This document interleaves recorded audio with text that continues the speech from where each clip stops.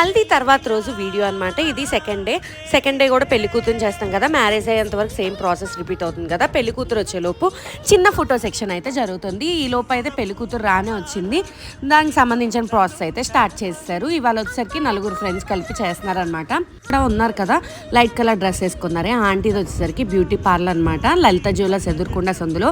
అసలు సర్వీసెస్ అయితే top NATS ఉంటాయి అనమాట. చాలా hard working women, independent women అనమాట. ఎంత హార్డ్ వర్క్ చేస్తారో. బ్యూటీషియన్ అంటే తెలియదేముంది, నిద్రలు ఉండవు సరిగ్గా, నైట్ టైమ్స్ మ్యారేజెస్ ఉంటాయి, ఎంత దూరం అయినా వెళ్తారు, ఎంత బాగా సర్వీస్ అయినా ఇస్తారు.